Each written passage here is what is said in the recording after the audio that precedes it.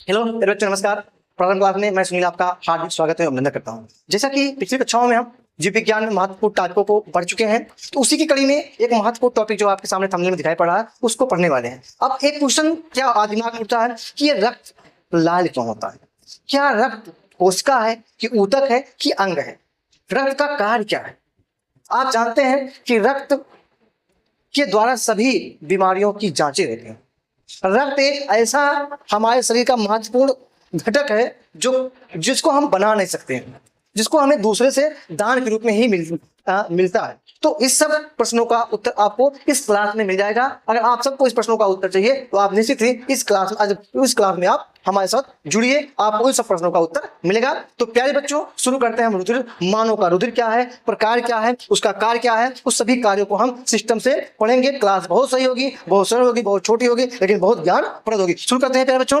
क्या है पहला, देखिए पहले हम शुरू करते हैं कि ब्लड हमारा रुधिर का परिचय एवं परिसंचरण तंत्र। ये भी एक तंत्र, जैसे हमने पाचन तंत्र पढ़ा, श्वसन तंत्र पढ़ा, उत्सर्जन तंत्र पढ़ा, उसी में एक तंत्र हमारा है परिसंचरण तंत्र। क्या है परिसंचरण? इसके तीन भाग होते हैं बच्चों। पहला भाग होता है रक्त होता है, दूसरा इसका भाग होता है हमारा, हम पढ़ेंगे हृदय के बारे में, और तीसरा पढ़ेंगे हम केशिकाओं के बारे में, रुधिर केशिकाओं के बारे में इसमें पढ़ेंगे। तो आज इस क्लास को हमने तीन भागों में विभाजित किया है। पहले आज हम रक्त के बारे में पढ़ेंगे, इसके बाद हम हृदय के बारे में पढ़ेंगे। हृदय क्या है, किस प्रकार से हृदय ब्लड का पंप करता है, इसके बारे में पढ़ेंगे। फिर पढ़ेंगे किसके द्वारा करता है, माध्यम क्या है, इसको हम पढ़ते शुरू करते हैं। रक्त क्या है पहले समझते हैं। देखिए जो हमने एक क्लास को डेवलप किया है, आपके पढ़ाई के अकॉर्डिंग डेवलप किया कि हमें किस प्रकार से स्मार्ट स्टडी करना है, ताकि हम कम समय में हम ज्यादा से ज्यादा ज्ञान करें। हमें पूरा किताब पढ़ने की आवश्यकता नहीं है, हमें मेन चीजों को पढ़ेंगे। नोट जो मैं खुद नोट बनाता हूँ, उस प्रकार का नोट मैं आपके सामने जो क्लास का डेवलप किया हूँ, तो आप इस क्लास को जिसे हमने डेवलप किया है, इसे अगर आप लिख लेते हैं, याद कर लेते हैं, खुद बना लेते हैं, तो इससे कोई भी प्रोफेसर के बाहर जाने वाला नहीं। कोई भी परीक्षा हो, एसएससी, यूपीपीएससी आपका हो जाए, सीटेट, टेट, जितने भी परीक्षाएं होती है, कॉम्पिटिटिव परीक्षा होती है, आपको क्वेश्चन यहां से मिलेगा। अगर प्रश्न आएंगे तो मेरी क्लास से उसका प्रश्न जरूर रहेंगे। क्या पहले प्रकृति, रुधिर की प्रकृति क्या है कि उसके नेचर क्या है। तो जानते हैं कि रुधिर एक तरल संयोजी, पहला उत्तर की रुधिर क्या है, उसका है कि अंग है कि ऊतक है। तो रुधिर एक तरल संयोजी ऊतक है। और समझिएगा कि ये अकेला ही ऐसा ऊतक है जो तरल अवस्था में पाया जाता है। एक ऐसा ऊतक है जो तरल अवस्था में पाया जाता है, इसलिए इसको क्या कहता है, रुधिर को तरल संयोजी। वो तो संयोजी क्या कहता है, क्यों संयोजी मतलब क्या, कनेक्टिव, एक दूसरे को जोड़ने वाला है। मात्रा, मानव शरीर के कुल भार का 7 से 8% औसत 5 से 5.5 लीटर हमारे शरीर में रुधिर पाया जाता है। किसी भी मानव में रुधिर कितना पाया जाता है, उत्तर आ गया। इसका उत्तर क्या मिल गया कि किसी भी मानव में, मानव शरीर के कुल भाग का कितना बच्चों, 7 से 8% क्या होता है, रुधिर पाया जाता है। या ऐसे कह सकते हो कि 5 से 5.5 लीटर रुधिर किसी स्वस्थ मनुष्य में पाया जाता है। पीएच मान बच्चों क्या होता है, 7.35 से 7.45 होता है। इसका मतलब होता है एक पीएच मान होता है पोटेंशियल ऑफ हाइड्रोजन कहा जाता है। तो पीएच मान जो होता है ये 7, उसको कहा जाता है उदासीन होता है। जो हम लोग जल पीते हैं उदासीन होता है। अगर 7 से कम जाएगा, 6, 5, 4, 3, 2, 1.5, तो ये 8, 9, 10, 11, 12। तो अगर 7 से ऊपर जाएगा तो वो क्षारीय होता है, और 7 से कम होगा तो अम्लीय होता है। हमारा जो ब्लड है वो हल्का क्षारीय होता है, इसको जान लीजिए। क्या है अब हम क्या है कि जो हमने बताया कि हमें क्या क्या पढ़ना, हमने बता दिया। रुधिर को पढ़ना है, हृदय को पढ़ना है, रुधिर वाहिनियों को पढ़ना है, और लसिका को, इतने चीज को हमें पढ़ना है, जिसमें हमने आज जो है रुधिर को हम लोग पढ़ रहे हैं। ठीक है, आगे चलते हैं। अब रुधिर की संरचना क्या है, देखिए जो रुधिर की संरचना है वो बनावट कि हमारे रुधिर में प्लाज्मा 60% प्लाज्मा और 40 से 45% क्या होता है रुधिर कणिका। माने हमारा जो रुधिर है ये बना होता है प्लाज्मा से। प्लाज्मा जो होता है बच्चों ये होता है 55 से 60% प्लाज्मा होता है, अभी हम समझते हैं। और इसके बाद 40 से 45% क्या होता है, कणिकाएं, क्या होता है, रुधिर कणिकाएं होती है। इसको भी आप जान लीजिए। आगे चलते हैं, अभी हम समझते हैं क्या क्या होता है। पहले हम पढ़ते हैं रुधिर प्लाज्मा के बारे में। क्या पढ़ेंगे, रुधिर प्लाज्मा क्या है। तो ये अकार्बनिक घटक है, समझिएगा।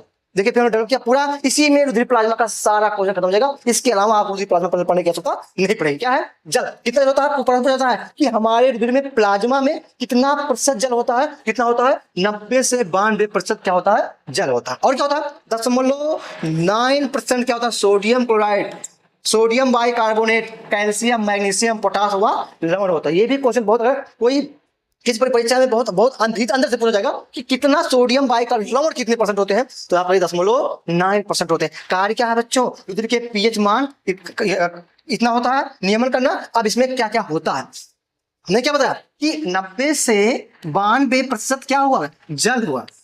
बाकी बचा क्या, 10 से 8% जो बचा, इसमें क्या होते हैं, कार्बनिक पदार्थ व अन्य घुलित पदार्थ होते हैं। तो वो कार्बनिक पदार्थ क्या है, प्रोटीन होता है 7 से 8%। कौन प्रोटीन होता है, ये ध्यान रखिएगा, फाइब्रिनोजन, प्रोथ्रोम्बिन, एल्बुमिन, ग्लोबुमिन, ये दोनों का काम होता है जब कहीं हमारे करता है तो उसको रक्त को थक्का जमाने का काम ये करते हैं। कौन करते हैं आपका, फाइब्रिनोजन, प्रोथ्रोम्बिन। निर्मित स्थान, इनका निर्माण, जो कार्बनिक पदार्थ है ये बनते कहाँ है, यकृत में। भूम क्या, क्योंकि थक्का जमाना व प्रासंगिक दाब संतुलन। पहला हो गया।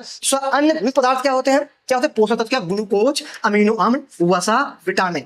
और क्या औषधीय पदार्थ क्या होता है इसमें, किसमें, प्लाज्मा में, यूरिया, यूरिकम, अमोनिया, जैसे क्या होती है, O2, CO2, N2, ग्लूकोज। अब इतनी हमने क्या पढ़ा है, प्लाज्मा क्या, अकार्बनिक घटक, कार्बनिक घटक, अन्य क्या होता है, अन्य घटक। जैसे तो बच्चों अकार्बनिक घटक कितना होता है, 0 से 0.9%। कार्बनिक घटक क्या होता है, 7 से 8%। बाकी जो बचते हैं वो उत्सर्जी पदार्थ होते हैं, कुछ घुल गैसें होते हैं, कुछ क्या होते हैं, पोषक तत्व होते हैं। तो ये था प्लाज्मा का, हमने पोस्टमार्टम किया कि प्लाज्मा में ये चीजें पाई जाती हैं। आगे चलते हैं, अब पढ़ेंगे हम रुधिर कणिकाएं।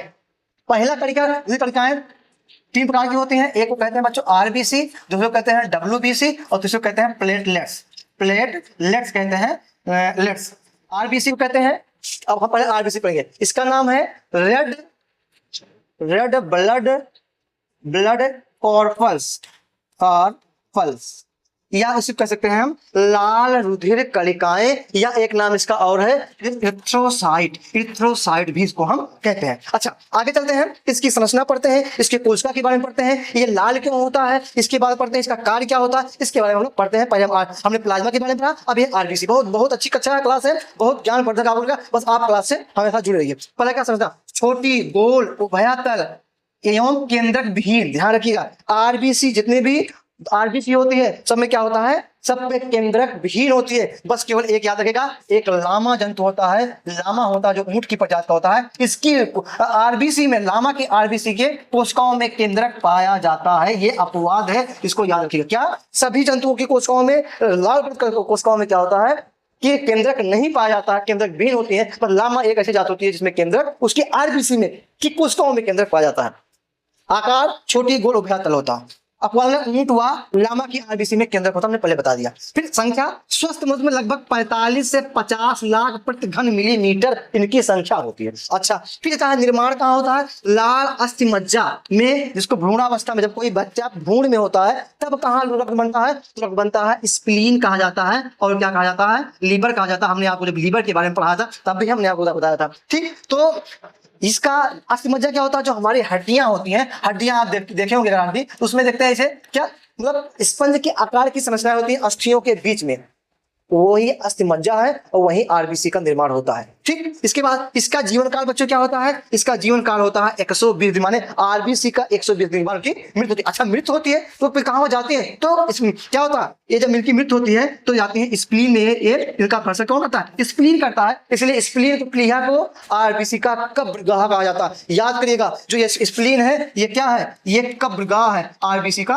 कब्रगाह। क्योंकि कोई भी मरता है, चाहे मनुष्य हुआ, कोई जीव जंतु हुआ, मरता है तो कहीं उसको दफनाया जाता है, कहीं उसको जलाया जाता है। उसी प्रकार आरबीसी की जब मृत्यु होती है 120 दिन बाद, तो कहाँ, वो जो स्प्लीन हमारे शरीर में पाया जाता है उसको क्या करता है, भक्षा करता है, इसीलिए स्प्लीन को आरबीसी का कब्रगाह कहा जाता है। फिर सहायक घटक क्या है, इसमें protein, iron, vitamin B6, B12, folic पाया। साथ ही आरबीसी ये इसी का रंग बच्चों क्या होता है, लाल होता है। लाल क्या होता है, इसमें एक प्रोटीन पाया जाता है जिसको कहते हैं हम लोग हीमोग्लोबिन। आगे पढ़ते हैं, देखिए हीमोग्लोबिन जो प्रोटीन पाया जाता है, लो प्रोटीन होता है, जो हीम नामक प्रोटीन से बनता है, जिसके कारण आरबीसी का रंग लाल होता है। ये पाया कहाँ जाता है, साग सब्जी, हरी साग सब्जी में इसकी प्रचुर मात्रा पाई जाती है। ठीक, अब इसका कार्य क्या होता है बच्चों, ऑक्सीजन का परिवहन करना। कौन, आरबीसी में लोहित वर्णक हीमोग्लोबिन पाया जाता है। श्वसनांगों में हीमोग्लोबिन O2 को अवशोषित कर अस्थायी यौगिक ऑक्सी हीमोग्लोबिन बनाता। अब आगे यहाँ पे लाल आरबीसी हुआ किसके कारण? हीमोग्लोबिन का। हीमोग्लोबिन का काम क्या हुआ? हीमोग्लोबिन काम होता है ऑक्सीजन व कार्बन डाइऑक्साइड का परिवहन करना और हमारे श्वसनांगों में ऑक्सीजन से क्रिया करके अस्थायी यौगिक ऑक्सी हीमोग्लोबिन बनाता है। तो ये ऑक्सी हीमोग्लोबिन ये ब्लड के साथ कहाँ पहुंचता है? कोशिकाओं में होता है। कोशिकाओं को जब माइटोकॉन्ड्रिया को ऑक्सीजन देता है, वहां से माइटोकॉन्ड्रिया को कार्बन डाइऑक्साइड देता है और कार्बन डाइऑक्साइड पुनः अस्थायी बनाता है, कार्बोक्सी हीमोग्लोबिन बनाता है और कार्बोक्सी हीमोग्लोबिन का अपना तो क्या आता है? ये पहुंचता का फेफड़े में, उसको हम बाहर निकालते। तो आरबीसी का मेन काम यही है कि किसका? O2 व CO2 का क्या करना? परिवहन करना। नेक्स्ट अगला हमारा है WBC, जिसको हम कहते हैं व्हाइट ब्लड कार्बल। व्हाइट कहा जाता है क्योंकि बच्चों इसमें हीमोग्लोबिन नहीं पाया जाता है, इसका कोई रंग नहीं होता है, इसलिए इसको श्वेत रक्त कणिकाएं या क्या कहता है? ग्रेनुलोसाइट कहता है। ग्रेनुलोसाइट इसको रखिएगा कभी कभी, इसको हमने क्या कहा? ये होता है आपका इरिथ्रोसाइट। ये होता क्या होता है? ग्रेनुलोसाइट। इसको कभी कभी परीक्षाओं में पूछा जाता है इसका नाम क्या है, कि इसका वैज्ञानिक नाम का नाम क्या हो गया? ग्रेनुलोसाइट। क्या है ये? बनता है न्यूट्रोफिल्स। अब इसको कई भागों में बांटा गया है। तो पहला है न्यूट्रोफिल्स, जो होता है कितना बनाता है? 60 से न्यूट्रोफिल जो होता है ये बना होता है 60% से लेकर के 70% भाग होता है। केंद्रक इसमें इसकी कोशिकाओं में WBC की कोशिकाओं में केंद्रक पाया जाता है। बहुत सही। रंजक उदासीन रंग में कोई रंग नहीं होता, जब इसका कोई रंग नहीं होता। कार्य क्या है? जीवाणु व बाहरी पदार्थों का भक्षण करना। WBC को हमारे शरीर का क्या कहा था? रक्षक कहा जाता है। हमारे शरीर का रक्षक, पहरेदार कहा जाता है, क्योंकि ये इस प्रकार पहरेदार किसी बाहरी व्यक्ति को घर में आने से रोकता है। इसी प्रकार हमारा जो WBC है ये बाहरी जीवाणु कोशिकाओं को, जीवाणु सूक्ष्म जीवों को क्या होता है? शरीर में आतंक मचाने से रोकता है। अगला है इसका दूसरा भाग है यूसिनोफिल्स। आपको इस्नोफिल की जांच करवाते हैं ना, वही इस्नोफिल्स है। ये क्या होता है? 1 से 4% भाग पाया जाता है। आप अगर कभी CBC जांच करवाए हैं, एक जांच होता है CBC कंप्लीट ब्लड काउंट, इसमें सारी जो मैं पढ़ा रहा हूँ सारी जांचें बच्चों उसमें मिलेंगी। आप कितनी मात्रा होती है इस्नोफिल की? 1 से 4% अधिक हो गया तो आपको इस्नोफिलिया हो जाता है, बार बार आपको जुकाम होता है और आपका जुकाम जल्दी सही नहीं होता है। क्या होता है? इसका भी केंद्र द्विपिंडीय होता है। रंजन क्या होता है? अम्लीय रंग द्वारा होता है। मुख्य प्रत्यक्षा व संवेदनशीलता अधिकता से इस्नोफिलिया होता है। ये संवेदनशीलता, इसका काम क्या होता है? संवेदनशीलता लाना। अगला है बच्चों बेसोफिल्स। इसका होता है 0.5 से लेकर के 1% भाग इसका होता है। केंद्र 2 से 3 पिंडी होता है, क्षारीय रंग द्वारा। इसका काम एलर्जी में हिस्टामिन और थक्का रोधी हिपेरिन का स्राव करता है। जब एलर्जी होता है तो ये हमको बार बार छींकें आती है, कभी कभी में एलर्जी की जांच होती है, तो जब हमारे कोई एलर्जी होता है तो हिस्टामिन साबित होता है। साथ ही साथ ये थक्का रोधी होता है, अर्थात ये हमारे ब्लड में जो हमारे रक्त कोशिकाओं में ब्लड घूमता है उसको थक्का जमने से ब्लड कोशिकाओं में थक्का जमने से हिपेरिन को, अर्थात हिपेरिन को एक्टिव किया जाता है ताकि इसको ब्लड को थक्का जमने मत देना। कहाँ? हमारी नसों में। अगला हमारा है श्वेत कणिकाओं आकणिका में एग्नोसाइट। क्या है? सामान्य लक्षण क्या है समझिएगा कि कोशिका द्रव्य में कण नहीं पाए जाते। केंद्र एक पिंड का होता है। संख्या 4000 से 10,000 घन मिलीलीटर। जीवन काल 10 से 13 दिन होता है। इसका भी जीवन काल 10 से 13 दिन होता है। निर्माण कहाँ होता है? तो इसका भी निर्माण होता है अस्थिमज्जा में। इसकी मृत्यु कहाँ होती है? इसकी मृत्यु भी कहाँ होती है? स्प्लीन में। स्प्लीन को रक्त का कब्रगाह कहा जाता है। लिम्फोसाइट आकार छोटा बड़ा केंद्रक होता है। इसमें beta cell, P cell, NK cell में विभक्त होती है। प्रतिरक्षा का निर्माण एंटीबॉडीज का ये कौन? ये लिम्फोसाइट एंटीबॉडीज का निर्माण करती हैं। दूसरा है मोनोसाइट, आकार बड़ा वृत्ताकार केंद्रक, हानिकारक जीवाणु का भक्षण करती हैं। तो एक चीज यहाँ हमने समझा बच्चों कि RBC की कोशिकाओं में केंद्रक नहीं पाया जाता है, लेकिन WBC की कोशिकाओं में केंद्रक पाया जाता है। देखिए ये क्या है? ये केंद्र है डबल पिंडीय। इसमें क्या होता है? केंद्रक होता है। क्या होता है? केंद्रक होता है। आगे हमारा है आखिरी है रुधिर प्लेटलेट, जो कहते हैं थ्रोम्बोसाइट, इरिथ्रोसाइट, ग्रेन्योसाइट और थ्रोम्बोसाइट। उपस्थिति केवल स्तनधारियों के शरीर में पाई जाती है। बहुत सही। ये जो प्लेटलेट्स होता है केवल स्तनधारियों के शरीर में ये पाई जाती है। इसका संरचना, इसका व्यास, सूक्ष्म व्यास 2 से 4 माइक्रोन, अनिश्चित आकार में केंद्रक इसमें भी अनुपस्थित होता है। माने RBC की कोशिकाओं में केंद्रक उपस्थित, प्लेटलेट की कोशिकाओं में भी केंद्रक क्या होता है? अनुपस्थित होता है। इसकी संख्या कितनी होती है? लगभग 3 लाख प्रति घन मिलीमीटर होती है। आप समझते हैं जब आपको डेंगू होता है, डेंगू नामक एक बुखार जो होता है जो टाइगर मच्छर के काटने से होता है, मादा एन्फ्लुएंजा से काटने से होता है। एक काम क्या करता है? जो टाइगर मच्छर है ये सीधे आपके प्लेटलेट पे अटैक करता है, क्योंकि प्लेटलेट प्रतिरक्षा का काम करता है, प्लेटलेट को कम करता है। और आप जब भी शरीर में आपके प्लेटलेट की कमी होती है, बुखार भी हुआ तभी प्लेटलेट की कमी होगी, आपके जोड़ में क्या होता है? दर्द होना शुरू हो जाता है। आपको बैठने का मन नहीं करेगा, आपको चलने का मन नहीं करेगा, आपके प्रत्येक जोड़े में दर्द हुआ। इसका लक्षण क्या है? कि आपका प्लेटलेट डाउन है। निर्माण, इसका निर्माण कहाँ होता है? अस्थिमज्जा में होता है। इसका जीवन काल 7 से 10 दिन होता है। RBC का जीवन काल समझिएगा बच्चों कितना होता है? 120 दिन। WBC का जीवन काल कितना होता है? 1 से 4 दिन। और अब इसके बाद जो प्लेटलेट है इसका भी जीवन काल 7 से 10 दिन होता है। और तीनों आरबीसी डब्ल्यूबीसी प्लेटलेट तीनों का निर्माण अस्थि मज्जा में होता है और तीनों की मृत्यु कहाँ होती है? आपके स्प्लीन में होती है। मुख्य कार्य क्या है? चोट लगे स्थान पर रुधिर का थक्का बनाकर रक्तस्राव को रोकना होता है। अगला रुधिर के प्रमुख शारीरिक कार्य क्या है? गैसों का परिवहन फेफड़ों से कोशिकाओं तक O2 पहुंचाना था, कोशिकाओं से फेफड़ों तक CO2 लाना, हमने बताया आरबीसी ये काम कैसा है? आरबीसी का काम। अगला क्या है? पोषक पदार्थों का वहन, पचित भोजन ग्लूकोज अमीनो अम्ल का शरीर के सभी अंगों तक वितरण करना। फिर उत्सर्जित पदार्थों को हार्मोनों का परिवहन, यूरिया यूरिक अम्ल को वृक्क तक पहुंचाना था, अंतःस्रावी हार्मोन का वहन करना। ताप नियंत्रण और जल संतुलन, शरीर का तापमान स्थिर रखना हुआ, जल संतुलन का संतुलन करना। फिर क्या है? रोगों से सुरक्षा व सफाई। WBC है ये क्या? पहरेदार है, ये हमारे शरीर का पहरेदार है।